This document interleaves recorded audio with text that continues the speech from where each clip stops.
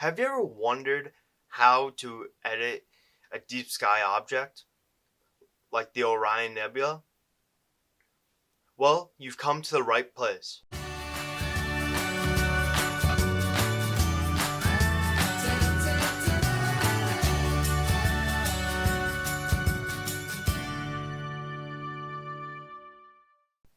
Hi, I'm Tom from Avid Astronomy.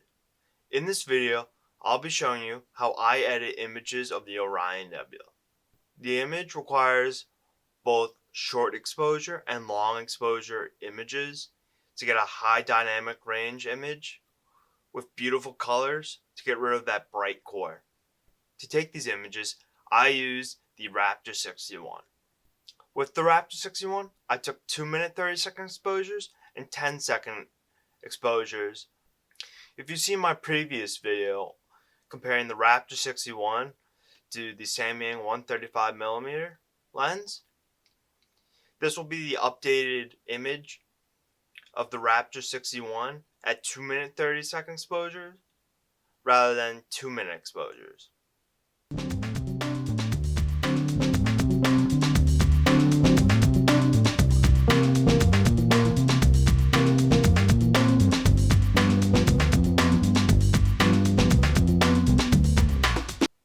Okay guys, so here are the two images I took.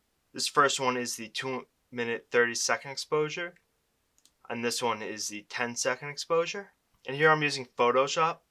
Please tell me in the comments below which software you use, whether it's PixInsight, GIMP, or Photoshop. So first things first, we need to go to Image, Mode, and 16 bits per channel, and go to Exposure and Gamma. This keeps the image as close to the original as possible, but changes it to 16-bit mode, which gives us more freedom and choices to edit with. Okay, so the second thing we're going to do is go to Threshold, pull the slider down all the way, and slowly go back until we can see the darkest areas of the image. And then we go to the Color Sampler tool and pick one of these dark spots. I think here will be good. And you have to be careful because, especially around the Orion Nebula, there's a lot of dust, and you don't want to make the background as dark as that dust, because we're going to use these points to level the background so it's all true black and true white without being like blown out. So next we're going to go all the way up until we only have the brightest spots in the image. Then we're going to zoom in using Alt and the scroll wheel on your mouse. I do recommend using a mouse, especially for editing. It makes everything so much easier. And then I'm going to just sample this star, and then we can delete the layer, X out of that, and then zoom out. Next, we're going to level the background. So we go to Levels, and we have to do each channel independently. And you can see right here, let me pull this out a bit. And here we can see all the data of what our darks look like and what our highlights look like. So we go into the channels, and I like to lower this until about each channel is down to 19. And sometimes it'll be a little tough to get it to exactly 19. So you can just come down here and hit the up and down arrows to get it just where you would like it. Then we also have to balance the whites, because as you can see, they're all out of synchronous. So we're going to go to this slider here and just slowly pull it down until I like 245. And you might have to go back to the blacks and slowly pull it back just to keep it at 19. Okay, now that we have our highlights and blacks leveled, we can just close out of this. Now we need to make a curves adjustment. So we open up curves, and I like to pull this. It's a very extreme curve compared to what you might be used to, but it's what we need for astrophotography. Then we need to pull the highlights down because they're starting to get blown out.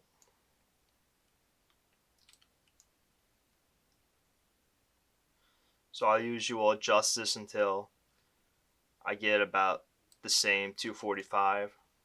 But as you can see now, the darks are getting blown out, and we go to our levels adjustment and just pull this down to about 255, or not 255, 225.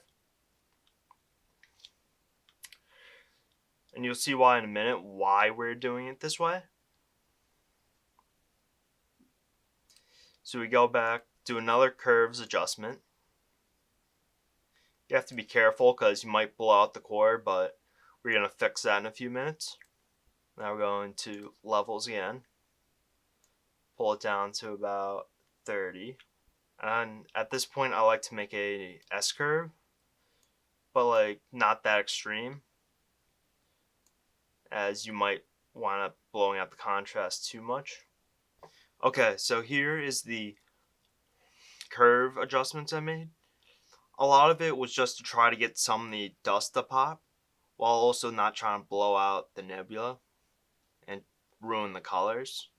Okay, so I made another levels adjustment where I went through each layer and rebalanced it.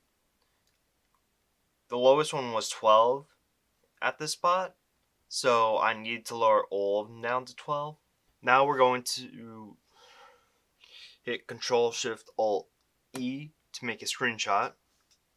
And at this point I like to go and save this. Okay, so I just simply saved it as part 1.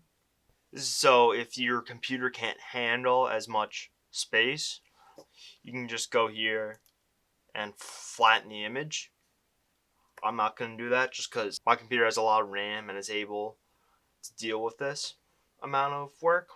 Okay, I went ahead and edited the dark layer. It's the same as the light layer, you just don't go as far. So next we're going to hit Control A, Control C to copy it, and create a new layer. Hit Control V, and you also have to duplicate your screenshot of everything. So duplicate layer and just paste that over top. Now turn the visibility off for that because we have to align these images now. As you can see, when I turned it down to 50 opacity, the two aren't as aligned as they need to be. So I go to Edit, Transform, Rotate, and I'll rotate it, move it a bit,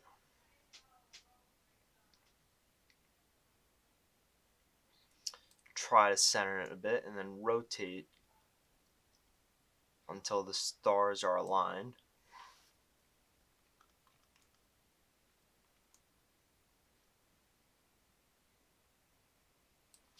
Use the arrow keys to make fine adjustments.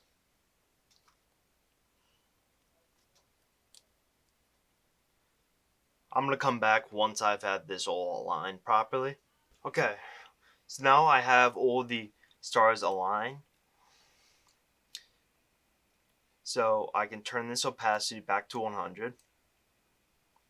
Turn the visibility of this layer on. Okay then, so now we just have to erase. You turn the hardness all the way down. Increase the pixel size until you're able to cover a decent amount of area. Make sure you're on the layer, the top layer, as if you're not, you'll just want to be racing through the lower layer, as I just did. I will edit that out, but I did just do that. And now you have to be careful, because if you turn on 100% opacity and you're not careful, you raise too much. So I like to turn the opacity down to about 20%. And just even that's a little extreme.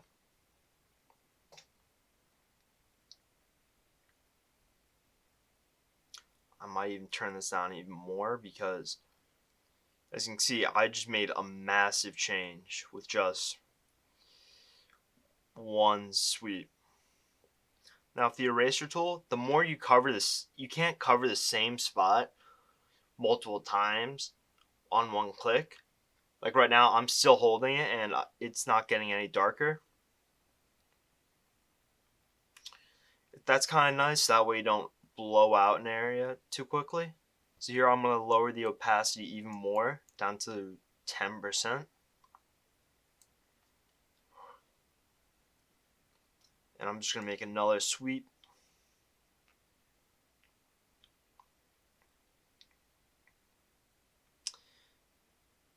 I like to go pretty far out just to make sure everything's kind of the same color and same brightness level. I'll come back once I'm done with all this. Okay, so I think this is looking pretty good right here. So now I'm going to zoom out. Hit Control Shift Alt E again. Now we're going to make a crop. Oh, whoops. Pull this in. I like to center the DSO a lot, and I also try getting rid of a lot of this like gradient I have going on. Now that the core is darker, we are able to go out and try to enhance some of these colors. So first I'm going to hit Select, Color Range, and I keep it on Sampled Colors. I'm going to go for the dust first. Pull the fuzziness down.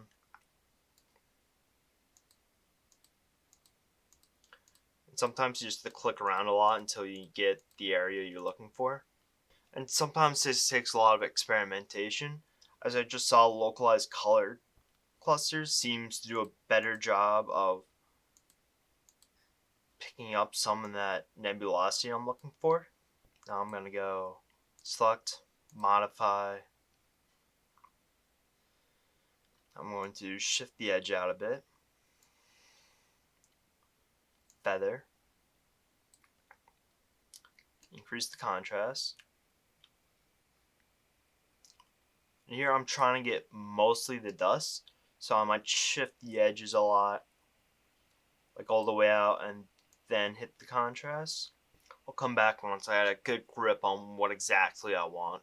Okay, so I wound up going back and selecting all the shadows in the image. Now I'm going to go to Hue and Saturation, and I'm just going to hit it with a little bit of lightness and saturation, just to try to get some contrast going in the image. Then select, reselect, where is it? Brightness and contrast.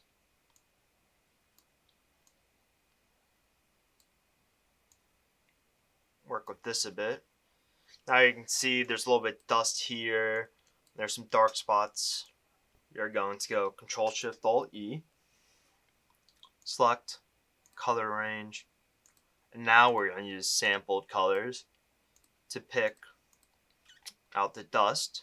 If you can hear my computer right now, it can't handle running Photoshop and recording at the same time very well. I don't know what machines you guys are using, but my Lenovo laptop has an i7 core and 16 gigabytes of RAM, and it's struggling with this. If you guys want, you can tell me in the comments exactly what machine you have.